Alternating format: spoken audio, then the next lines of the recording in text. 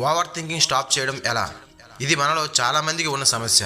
అది ఏంటంటే అవసరం లేనంతగా ఆలోచించడం, ఏదైనా పని మొదలు పెట్టక ముందే ఆలోచనలు, ఏం మాట్లాడక ముందే భయాలు, ఒక నిర్ణయం తీసుకునే ముందు 1000 సందేహాలు, ఇవన్నీ కలిసి మన మనసును ఒక జైలుగా మార్చేస్తాయి. అసలు నిజం ఏంటంటే మన జీవితంలో ఎక్కువ సమస్యలు నిజంగా జరగవు, కేవలం మన మనసులోనే జరుగుతాయి. ఇప్పుడు అతిగా ఆలోచించడం అంటే ఏంటో తెలుసుకుందాం. ఆలోచించడం తప్పు కాదు, కానీ అదే ఆలోచన మళ్ళీ మళ్ళీ మన మైండ్లో తిరుగుతూ మన నిద్రను, మన శాంతిని, మన సంతోషాన్ని తీసుకుంటే అదే ఓవర్ థింకింగ్. ఒక చిన్న విషయం జరిగిందంటే చాలు మనం అనేక రకాలుగా ఆలోచించడం మొదలు పెడతాం.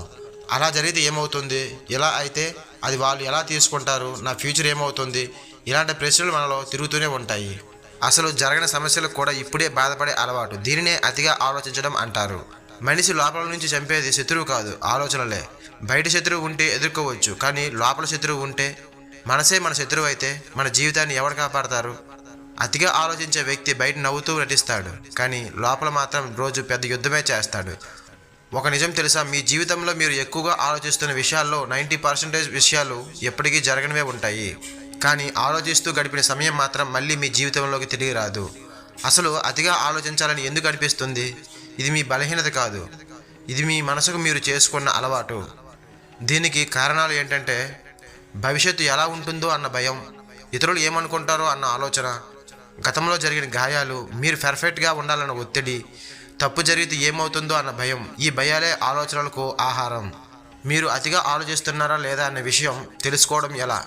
అయితే మీరు ఇలా ఉంటే మీరు ఓవర్ థింకింగ్ అన్నమాట.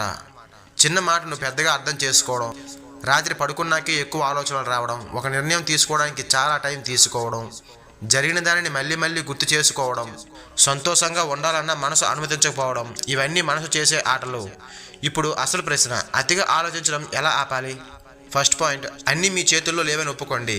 ఇది చాలా కష్టమైన నిజం, కానీ ఇది అర్థం చేసుకున్న రోజే మీ మనసుకు విశ్రాంతి మొదలవుతుంది. ప్రతి పరిస్థితి, ప్రతి మనిషి, ప్రతి ఫలితం మీ కంట్రోల్లో ఉండదు.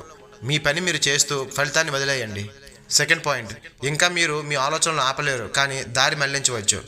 అది ఎలా అంటే, మనసు ఖాళీ చేయడం అసాధ్యం, కానీ దానికి ఇంకో పని ఇవ్వచ్చు. నడవడం, వ్యాయామం చేయడం, ఏదైనా పని మీద దృష్టి పెట్టడం, మీకు నచ్చిన పనిని చేయడం. ఇలా చేస్తే మీ మనసు ఆలోచించడానికి టైం దొరకదు. ఖాళీ మనసే అతిగా ఆలోచించే ఫ్యాక్టరీ. థర్డ్ పాయింట్, వర్తమానంలో జీవించడం నేర్చుకోండి. మీ మనసు ఎప్పుడూ ఎక్కడో ఉంటుంది, అంటే మీరు ఎక్కడే ఉంటారు, కానీ మీ ఆలోచనలే ఎక్కడో ఉంటాయి. మీరు గతంలో లేదా భవిష్యత్తులో ఉంటారు, కానీ జీవితం జరుగుతుంది మాత్రం వర్తమానంలో అన్న విషయం మీరు తెలుసుకోవాలి. మీ శ్వాస మీద దృష్టి పెట్టి చుట్టూ ఉన్న శబ్దాలను వింటూ మీరు ఇప్పుడు ఉన్న క్షణాన్ని అనుభవించండి. మనసు నెమ్మదిగా శాంతిస్తుంది. పాయింట్ నెంబర్ 4, ప్రతి ఆలోచన నిజం కాదు. మనసులో వచ్చిన ప్రతి ఆలోచన నమ్మాల్సిన అవసరం లేదు. ఆలోచన వచ్చింది కాబట్టి అది నిజం కాదు, భయం వచ్చింది కాబట్టి ప్రమాదం లేదు. మనసు అనేవాడు ఒక కథలు చెప్పేవాడు, అన్ని నిజాలే చెప్పడు.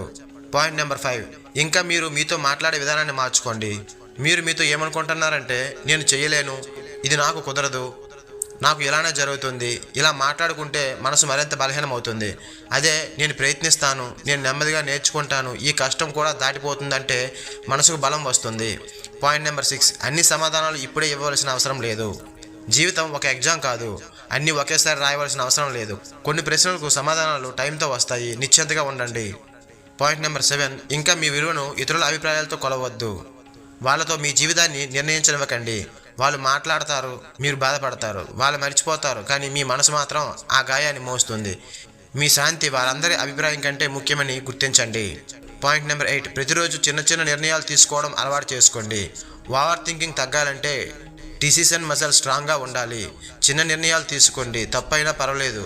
తప్పులే ఆలోచనల భయాన్ని చంపుతాయి. ఒక మాట గుర్తుంచుకోండి, మీరు ఆలోచించడం ఆపిన రోజు మీ జీవితం మొదలవుతుంది. శాంతిగా ఉండడం బలహీనత కాదు, అది బలమైన మనిషి లక్షణం. చివరి మాట, మీరు ఒక్కరే కాదు, ఈ సమస్యతో పోరాడుతున్న వాళ్ళు కోట్ల మంది ఉన్నారు, కానీ మీ మనసును కాపాడుకోవడం మీ చేతిలోనే ఉంది. అతిగా ఆలోచించడం ఆపి జీవితం మొదలు పెట్టండి, ఎందుకంటే ఈ క్షణమే జీవితం.